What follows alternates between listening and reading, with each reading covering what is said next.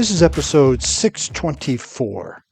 Today we're going to be talking about the art of achievement.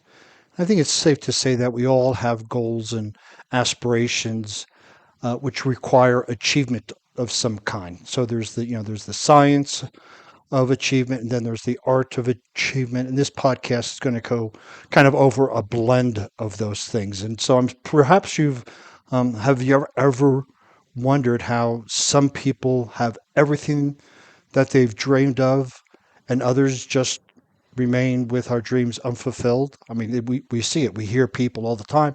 Oh, I've always dreamed of doing this. I got it. And then we wonder what's going on with us. So here are some tips on how to help you turn your dreams into reality.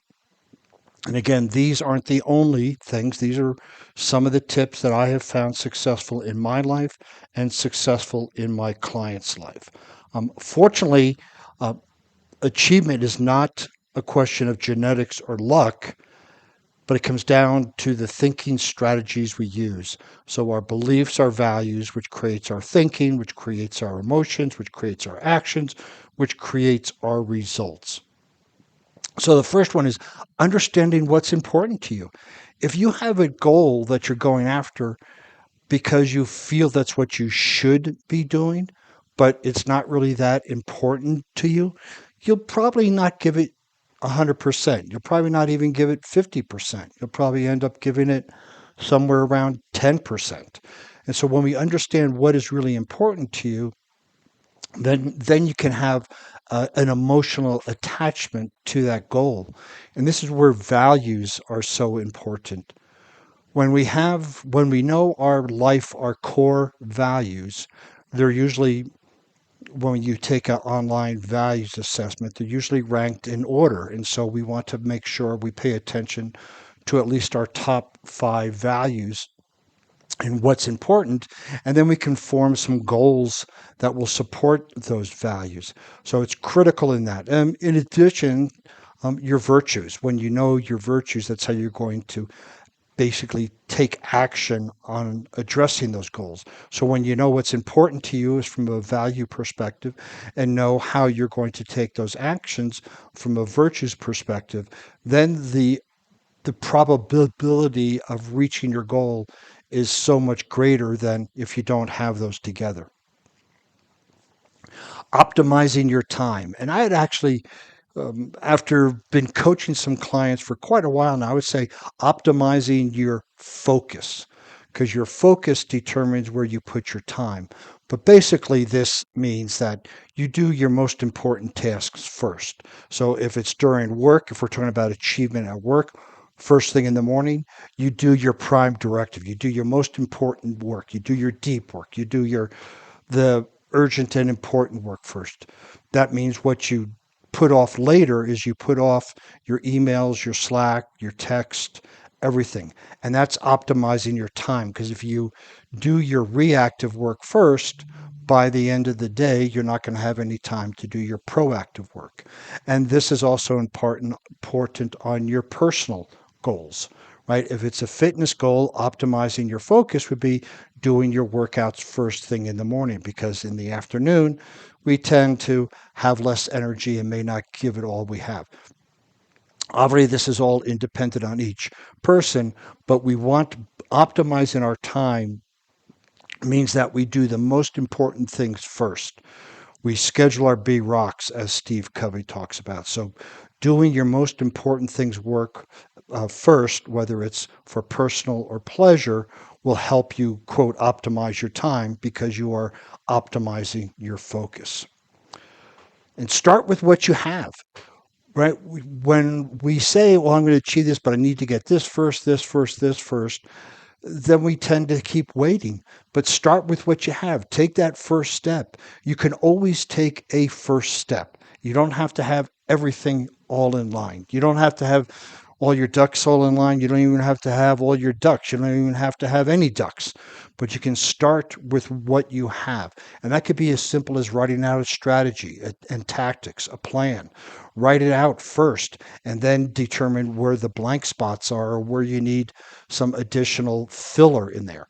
If you were going to learn how to cook and you have A frying pan, that's it. Great. Start with what you have. Find a cookbook that is just a fry pan only cookbook and start experimenting. But don't wait till you have to have this cooker and this pan. Start with what you have because with what you have is good enough right now.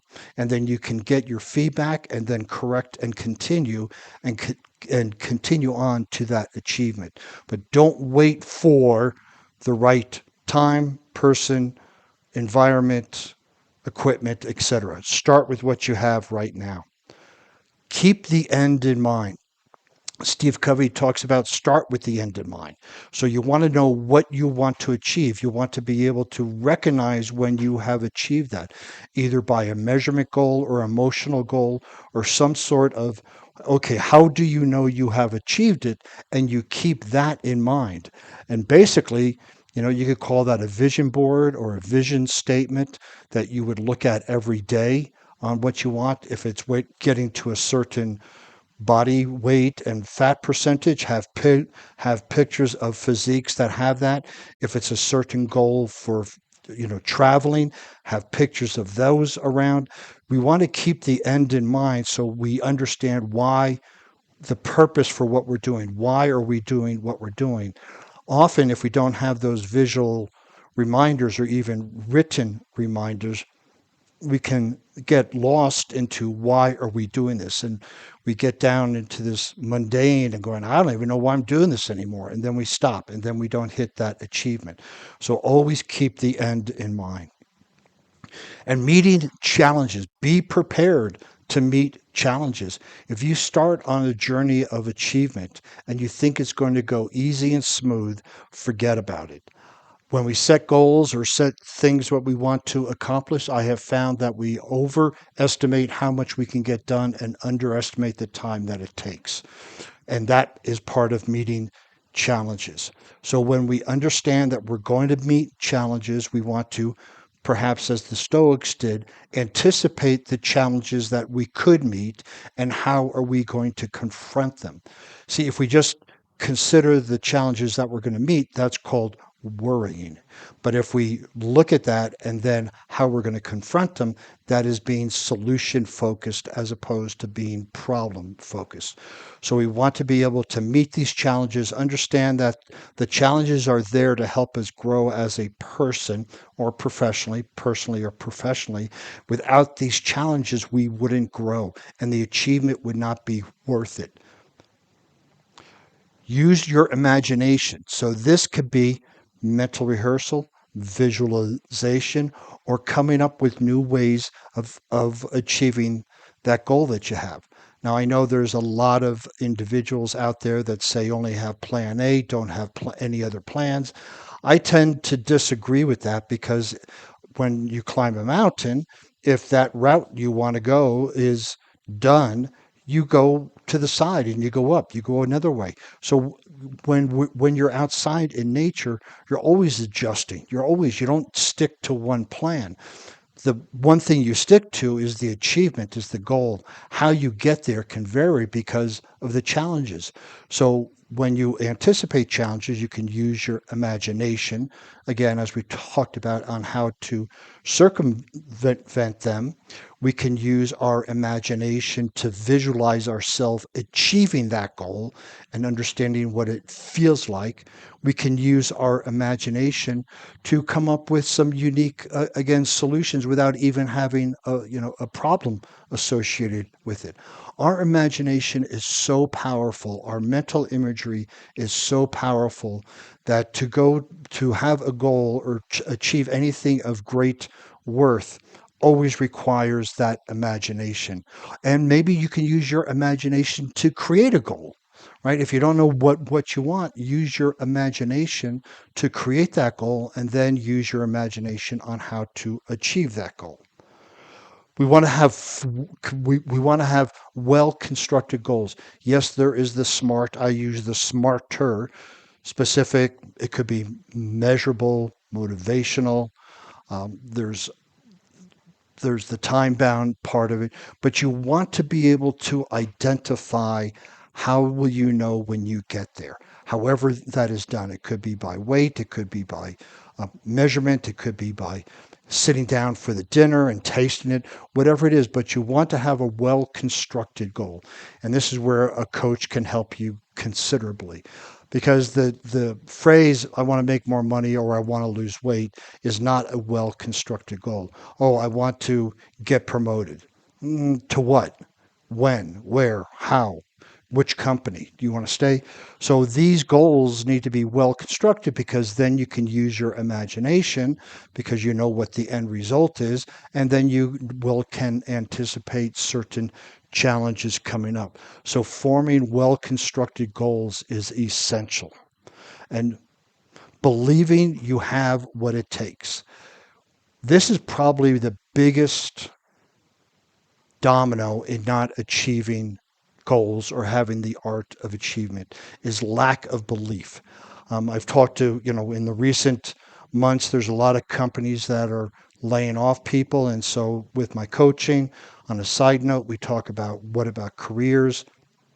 And if somebody is a salesperson, I go, well, apply for a sales manager job. But I don't know if I'd be able to do it. So you're going to take yourself out of the game before you even throw your hat in the ring. So if you believe you have what it takes, or you believe you can learn to have what it takes, those are two things that are essential. If you go, I don't know if I have what it takes and I don't know if I could learn it, then you really need some coaching around that. But just the shift in either believing you have what it takes or believing you can learn to have what it takes is essential. And so the belief in yourself is the absolute cornerstone to the art of achievement. You have to believe you can do it, whether you can do it now or after you learn, but you have to believe at some point you can do it, that you have what it takes. That would be the foundation of the art of achievement. So keep in mind that achievement comes from the alignment of our values, beliefs, virtues, and purpose. We can have small achievements, but if they're not all aligned, we will be divergent on different paths and we won't have the same path, if you will. And in addition, the integration of our archetypes is essential in striving for our own potential.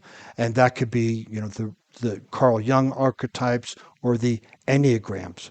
When we know what motivation is driving us internally, we then can leverage that and focus that towards the goal that we want. If you like this podcast and would like to see the show notes on it, please visit me at warriormindcoach.com. While you're there, you can read other blog posts and some other podcasts and some of the books that I've written and just generally more information about myself and request a breakthrough session. Since you'll be on the internet, please visit me at LinkedIn, Facebook, Instagram, Pinterest under Warrior Mind Coach.